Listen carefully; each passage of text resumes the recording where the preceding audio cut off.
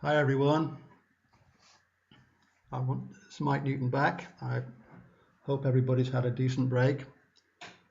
I want to talk first for a few minutes about some of the landscape highlights here in the northwest of England. I then want to link to a personal water pilgrimage that Vivian and I have been developing for a few years now. It struck us only recently that our pilgrimage and our meditations based around it have direct relevance to the severe COVID problems we've experienced in this region.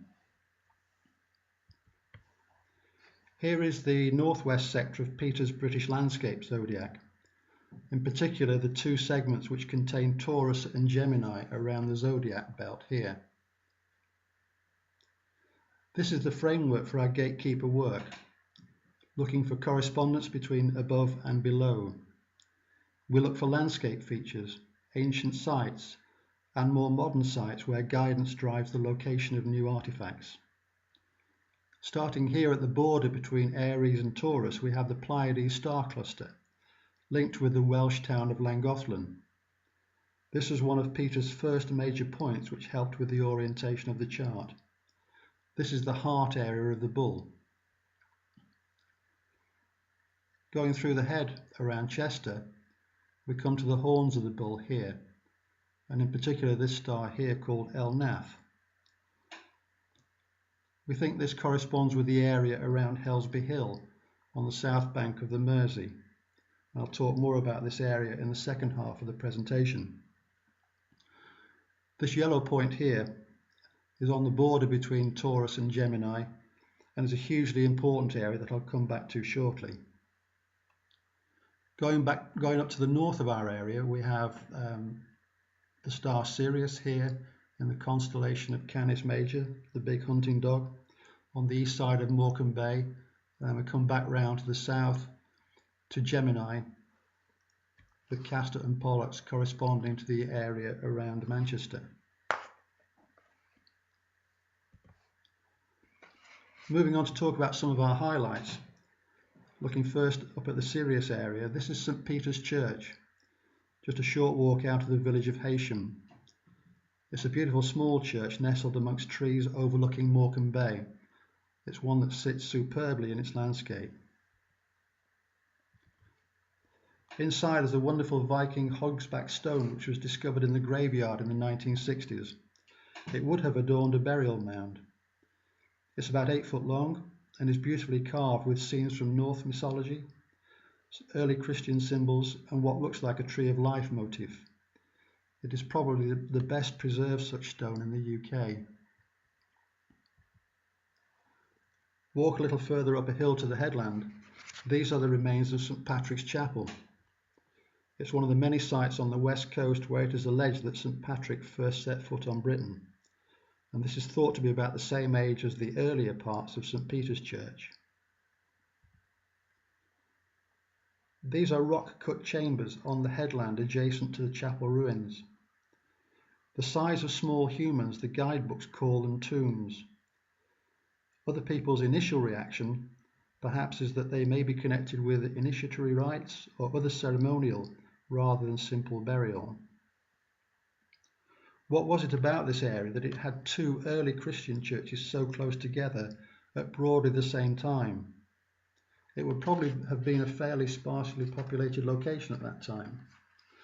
Although archaeology has shown evidence of a large Neolithic hunter-gatherer population in the area dating back 10,000 years. That makes it one of the most important such sites in Northern Europe. So overall, this is a truly important place with a long history and a good candidate for our Sirius point. Moving to the point on the Taurus-Gemini cusp that I mentioned earlier, from the earth comes light. And this is Dream, a sculpture situated on the site of an old coal mine near St Helens. This is a wonderful example of a modern artifact being sited intuitively at a point of great geomantic significance. I talked about Dream at Gatekeeper annual conference in 2018. You can find out more about it, its creation and its geomantic importance on our website. As part of that talk, I spoke about the feeling that making great art, whether in landscape, building, gardens or installations will attract more great art. So it has proved with Dream. I spoke about the new Shakespeare Theatre in development in nearby Prescott. Since then, a few miles east of Dream, on the outskirts of Manchester, we have another piece of great art.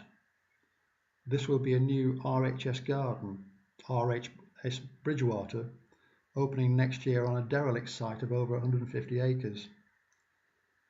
These are all superb examples of regeneration and community rebuilding for the future, coming out of art and beauty.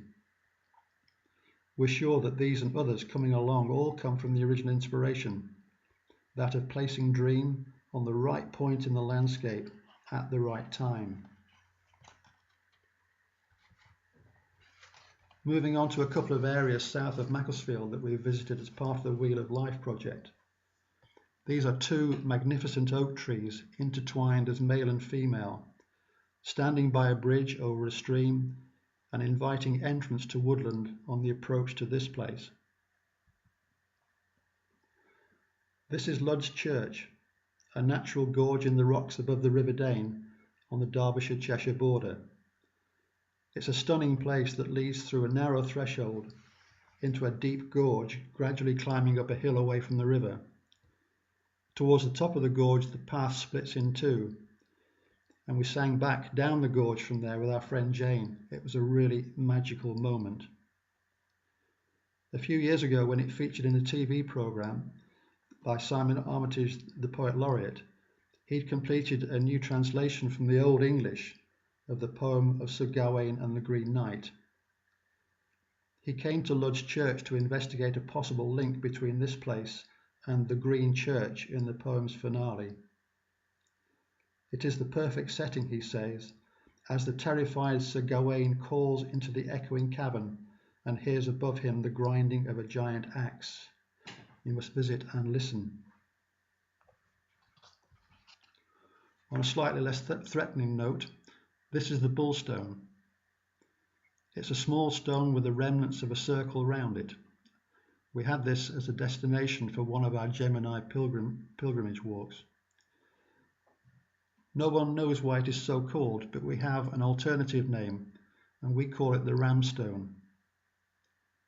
We were visiting one summer evening at dusk, waiting for a full supermoon. In the half-light, Vivian spotted the body and head with horns of a ram in the shadows and contours of one of the faces of the stone. It was on the opposite face of the stone from that in the picture. It was looking straight at us and through us directly toward that distinctive hill in the background. It was one of those fleeting occasions of internal and external illumination that you cannot hope to capture on camera. I tried but failed miserably. We may never see it again, no matter how many times we visit, but it cannot be unseen, and we can always hope. The hill's called Shuttlingslow, and is itself a local PowerPoint and well worth a visit. So that's just a few of our highlights up here. There are many more, and we have a lot of work in progress to achieve. This is a personal story of the development through thought and action of a pilgrimage based on water. For me, the physical act of moving in pilgrimage in a mindful manner provides me with a structure for meditation or contemplation. That is so helpful when, for whatever reason, we can't do the active work. The muscle and sensory stimulation of pilgrimage endure and support the visualization in meditation. For a number of reasons, not least COVID, we've had a long period of restricted activity. Our mental map from pilgrimage has helped us enormously in this time. So back to our old friend, the star chart for this area. Home for us is this area here around South Manchester, southeast of Manchester. Our water pilgrimage moves west and terminates at Liverpool here at the mouth of the River Mersey. We're very fortunate to have access to some woodland at the back of our house. A small stream runs through it, and over time we've traced the stream back up to its source and then down through various confluences to become the River Mersey. This became our water pilgrimage, and this is the story of Hollyvale Brook.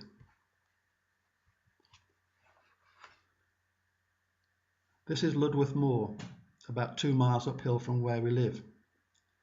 We're looking west over the Cheshire and South Lancashire plain to Liverpool, and the entire route of our pilgrimage is here. Water collects in the boggy moss and rush beds you can see in the foreground. It plunges downhill off the moor, gathering volume and force. In the late 18th and 19th centuries, there were 6 mills along 2.5 miles of this stream.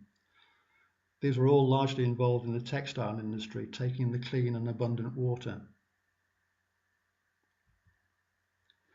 The narrow stream course opens out into Hollyvale, a haven of tranquility and just about our favourite spot on the whole 56 miles of the route.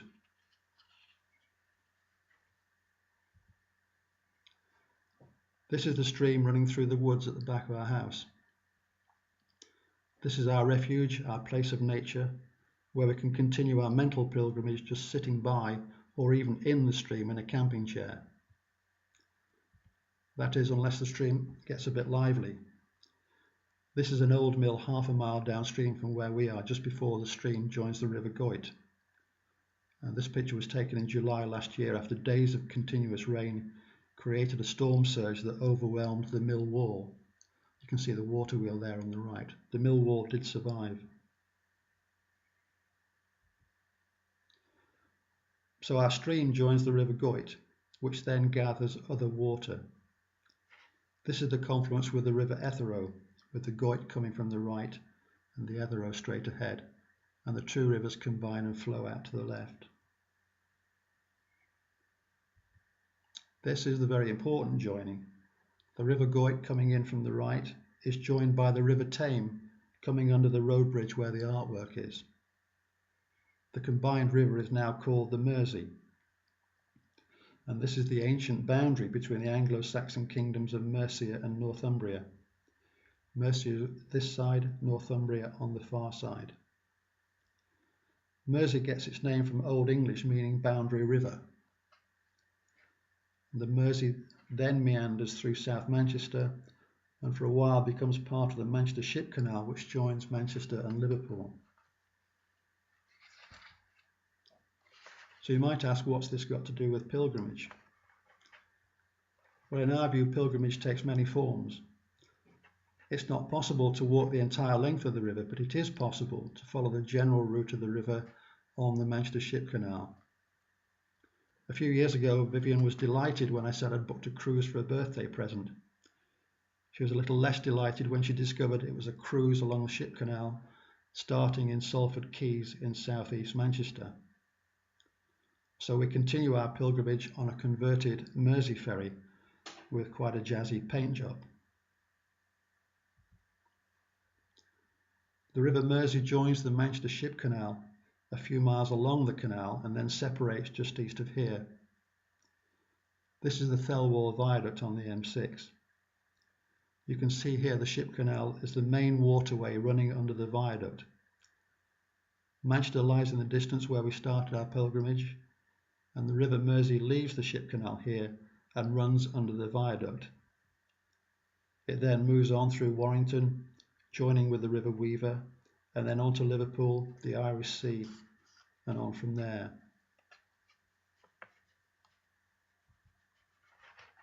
Moving down toward Liverpool, this is Hellsby Hill, to the south of the river. It's an Iron Age fort with earlier settlement in a commanding position overlooking the river. As I mentioned earlier, we think it corresponds to the area of El Naf, the horn of the bull in Taurus. There's a small hamlet at the foot of the hill called Horn Mill, with a pub of the same name. It's correspondences like this that we feel support our work in seeking out links between above and below, our core Gatekeeper work. Apologies for the poor quality of this particular picture. This is from the summit of Hellsby Hill, looking downstream to the west and to Liverpool on the skyline on the right hand side. I think that's Liverpool Cathedral. You can just see as a point on the skyline. The smoke you can see to the right of the trig point comes from the Stanlow Petrochemical Works. They're situated next to the site of a ruined Cistercian monastery. This was Stanlow Abbey. It was destroyed by floods, wind and fire in the late 13th century. The monks sought the permission of the Pope to move, and they migrated to Whalley in central Lancashire and built Whalley Abbey in 1296. Caroline will talk briefly about the significance of that place in her presentation later.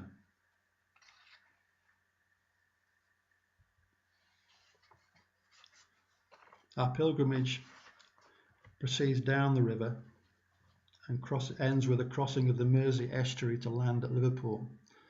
And this is Liverpool from the water.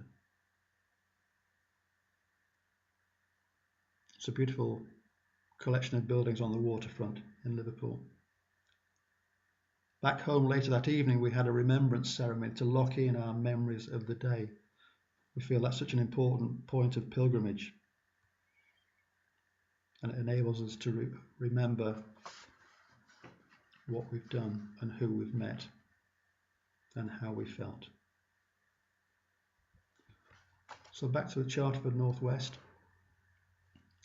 Our pilgrimage started here and moved down the river, past Hellsby Hill, and finished at Liverpool. I wanted to finish with a few reflections on what's happened to us and our region over the past 8 or 9 months. The water pilgrimage that I've described passes through some of the regions of the country most badly affected by COVID. It starts in Stockport and passes through Stratford and Salford, all boroughs of Greater Manchester, before moving on to Warrington and then to Liverpool. All of those regions have suffered greatly and still continue to suffer. The impact on the physical and mental health of all the people in the region, the impact on businesses and the economy, and the impact on structures of the state have been huge and will be long-lasting. Our meditations over the past few months have acknowledged that, as individuals, we can't affect the outcome of all of these issues. What we can do and have done is send our thoughts, our love, and our very best intentions downstream and into the land. This in the hope that the healing powers of water can be brought to bear and bring positive change.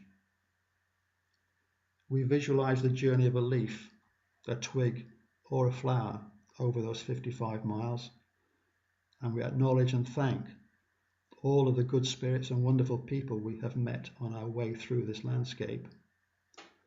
We ask for their help in these and at all times.